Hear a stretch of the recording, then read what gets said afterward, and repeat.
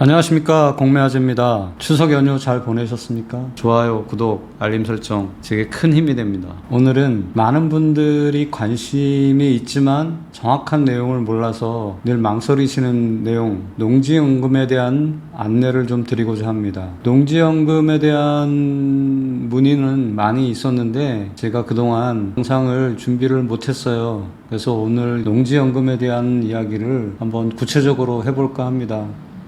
경매와 공매를 통해서 농지를 낙찰받고 농지연금과 어떻게 매칭을 시키는지에 대한 부분들을 한번 이야기해 볼까 합니다. 먼저 농지연금이 무엇인지부터 한번 말씀을 드려볼게요. 농지연금이란 만 65세 이상 고령 농업인이 소유한 농지를 담보로 노후생활 안정자금을 매월 연금으로 지급받는 제도라고 보시면 됩니다. 법적인 근거를 보면 한국농어촌공사 및 농지관리기금법 제10조 사업에 대한 이야기가 있고요. 24조에 온 농지를 담보로 한 농업인의 노후생활 안정지원 사업 등이라는 항목이 있습니다. 이런 법적인 근거를 가지고 농지 자산을 유동화해서 노후생활 자금이 부족한 고령 농업인의 노후생활 안정을 지원해서 농촌 사회의 사회 안전망 확충 또 사회 안전망 유지 이러한 목표를 갖고 진행을 하고 있습니다.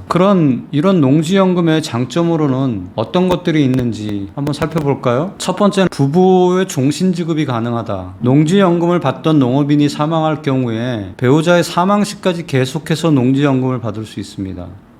단 신청 당시에 배우자가 60세 이상이고 연금 승계를 선택한 경우에 한해서 부부 종신 지급이 가능하다. 두 번째, 영농 또는 임대소득이 가능하다. 농지연금을 신청했다고 해서 농사를 짓거나 농지를 임대하거나 하는 것들이 금지되지는 않는다는 거죠. 결국 연금을 받으면서 담보농지를 직접 경작하거나 임대할 수 있어서 연금 이외의 추가 소득을 얻을 수 있다는 거죠. 굉장히 매력적인 제도인 것은 분명하죠. 세 번째, 안정적이다. 이렇게 볼 수 있습니다. 정부에서 직접 시행하기 때문에 안정적으로 연금을 지급받을 수 있다. 네 번째, 연금 채무 부족액 미청구. 이게 무슨 얘기냐면요, 이런 거예요. 연금이라는 게 내 농지를 담보로 돈을 나눠 받는 거예요. 결국은 담보는 처분해서 상환해야 되는 거죠.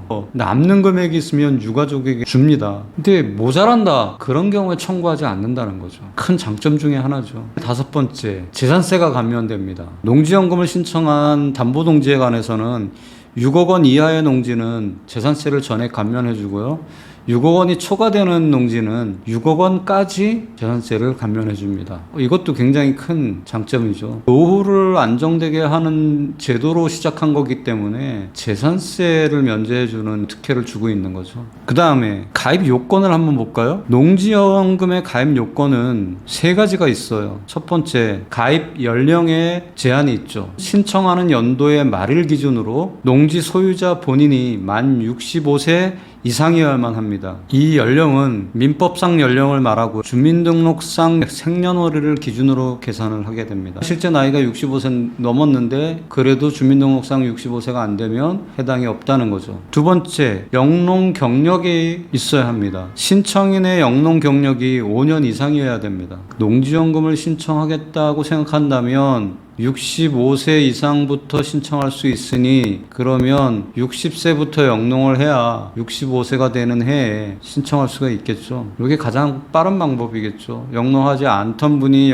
농지연금을 신청하려고 하면 적어도 60세부터는 농지를 취득해서 영농을 하고 있었어야 하고, 그리고 65세가 되는 해 5년이 지나서 연령도 농지연금을 신청할 수 있는 나이가 되는 그때에 맞춰서 농지연금을 신청하면 되겠죠. 농지연금 신청일 기준으로부터 과거 5년 이상 영농 조건을 갖춰야 된다는 거죠. 이게 영농 경력은 계속 연속되어야 하는 건 아니에요. 신청일 기준으로 전체 영농 기간이 5년 이상이면 된다는 거죠. 한 3년간 영농하다가 멈췄어요. 다른 일을 하다가 또다시 영농을 시작했어요. 그러면 앞에 3년 했던 것과 뒤에 2년 합산을 해서 5년만 되면 신청 자격이 있다는 거죠. 이것도 많이 혜택을 주는 거죠. 세 번째, 대상 농지. 어떤 농지가 신청할 수 있느냐. 요건을 세 가지를 모두 충족해야 됩니다. 첫 번째, 농지법상의 농지, 지목이 전답과서, 그리고 실제 영농에 이용되고 있는 농지여야만 한다.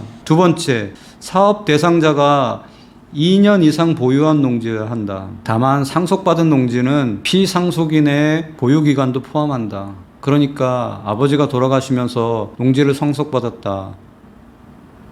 그런데 아버지가 2년 이상 보유하고 있었다. 그러면 그걸 포함해서니까 상관없다는 거죠. 세 번째, 사업 대상자의 주소지 관할 시군구에 소지하는 농지 또는 연접한 시군구에 소지하는 농지 또는 주소지에서 직선거리로 30km 이내에 있는 농지일 경우에만 신청이 가능한 대상 농지가 된다. 어렵지 않죠? 2년 이상 보유 농지와 관할 시군구에 있는 농지, 연접한 농지, 직선거리 30km 이내 농지 이 두 개의 조항은 2020년 1월 1일 이후 신규 취득자에게만 적용한다. 법이 그때 바뀌었다는 거죠. 두 번째, 저당권 등 제한 물권 설정되지 아니한 농지여야만 합니다. 여기서도 예외는 있죠. 다만 전체 담보가액의 15% 미만인 농지는 가능하다는 얘기예요. 10억짜리 농지에 1억 4천 근저당이 설정되어 있다면 가능하다는 얘기죠. 신청 가능하다. 다만 압류나 가압류나 가처분 이런 제한 물권들이 설정되어 있는 농지는 안 된다. 그리고 대상 농지에서 제외되는 농지가 또 있죠. 첫 번째, 불법 건축물이 설치되어 있는 토지. 지목이 전답 과수원인데 불법 건축물이 설치되어 있는 농지가 있을 수 있죠. 이런 경우에는 농지연금을 신청할 수 없다. 두 번째, 본인 및 배우자가 아닌 제3자와 공동소유를 가지고 있는 농지 안 된다는 거죠. 세 번째, 개발지역 및 개발계획이 확정되어 있는 농지는 농지연금 신청 대상이 안 된다. 그리고 2018년 1월 1일 이후 경매 및 공매로 취득한 농지, 또 경매하고 공매 후에 매매 및 증여된 농지 역시 안 된다는 거죠. 다만 농지연금 신청일 현재 신청인의 담보농지 보유기간이 2년 이상이면 가능하다.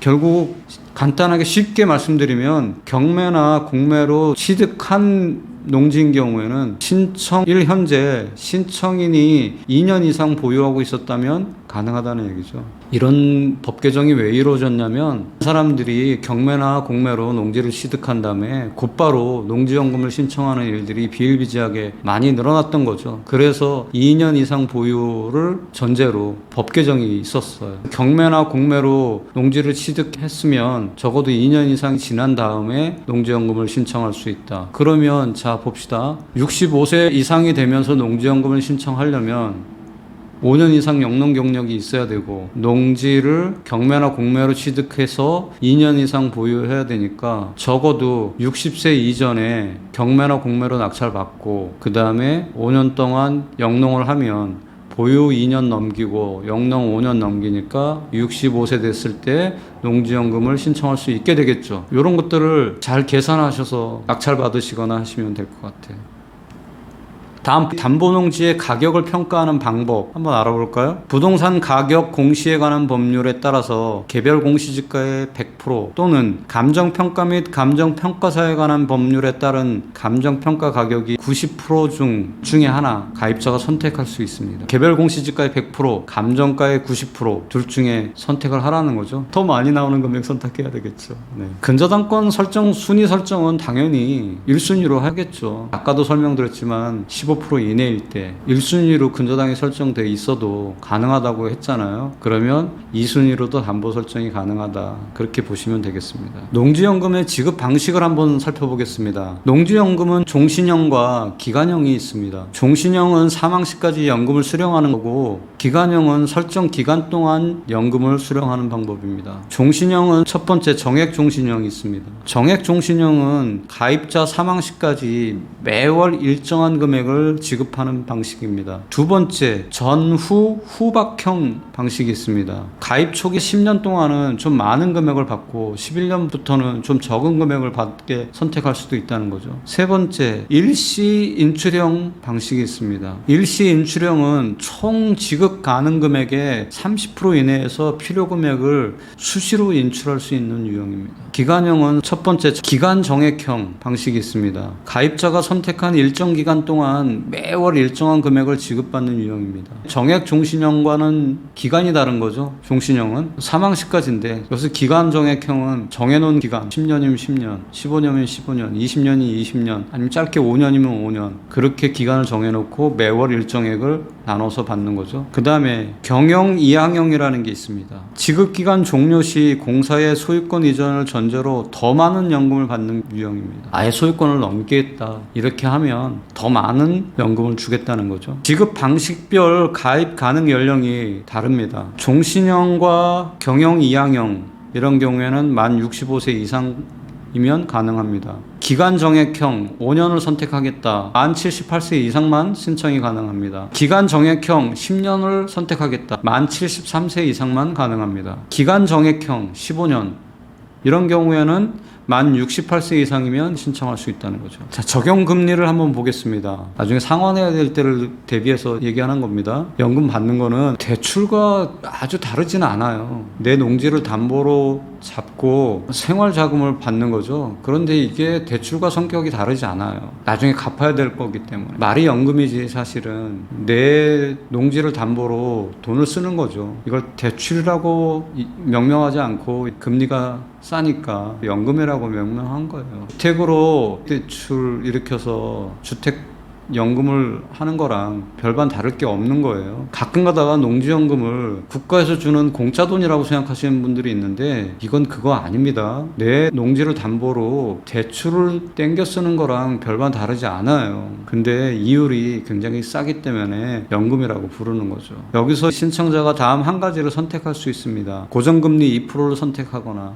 농업정책자금 변동금리 대출의 적용금리, 최초 월 지급금 지급일로부터 매 6개월 단위로 재산정하는 이 변동형을 선택할 수도 있어요. 아마 이 금리가 고정금리 2%보다는 아래겠죠. 그래서 변동금리를 선택하는 거가 유리할지 고정금리 2%를 선택하는 게 유리할지는 고민이 필요하겠죠. 앞으로 금리가 자꾸 올라간다고 생각하면 고정금리 2%를 선택하는 게 좋을 거고, 금리가 안정적으로 가겠다라고 판단이 되면 변동금리를 선택하는 것도 나름 일리가 있겠죠. 그래서 그건 아마 선택의 문제일 것 같아요. 농지연금 지급 정지 사유가 있습니다. 이 지급 정지 사유를 한번 알아볼게요. 첫 번째, 농지연금 수급자가 사망한 경우 배우자가 60세 이상이 안 되거나 배우자가 승계를 원하지 않거나 하는 경우에 지급 정지가 되겠죠. 가입할 때부터 승계 여부를 결정하게 돼 있어요.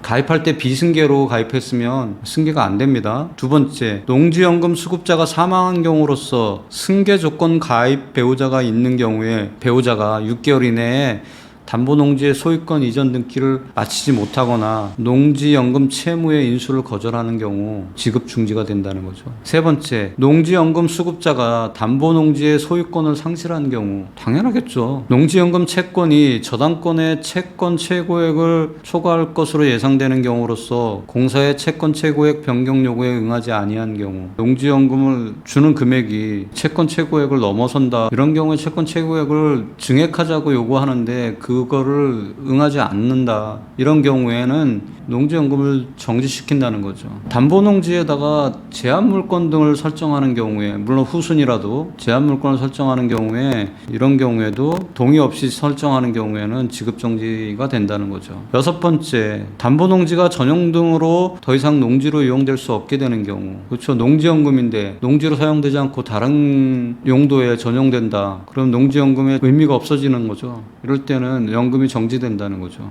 불가피한 사유로 농지연금 수급자가 담보농지의 소유권을 상실한 경우, 또는 농지로 이용될 수 없게 전용된 경우, 이런 경우에는 농지연금 채권을 회수하고 나머지 담보농지에 대한 농지연금은 계속 지원 가능하다. 무슨 얘기냐면요, 농지연금을 신청할 때 농지가 꼭 하나일 필요는 없잖아요. 몇 개의 필지를 가지고 연금을 신청을 했는데 불가피한 사유로 어느 한 개의 필지에 소유권을 잃었거나 어느 한 개의 필지가 농지로 이용될 수 없는 상황이 되었거나, 그렇게 된 경우에는 문제가 된 필지에 대한 채권을 회수하고 나머지 농지에 대해서는 여전히 농지연금이 지급될 수 있다는 얘기입니다. 좋아요, 구독, 알림 설정 꼭 부탁드립니다. 다음 시간에는 농지연금 가입 절차와 제출 서류에 대해서 알아보도록 하겠습니다. 농지연금 2탄을 기다려 주시기 바랍니다.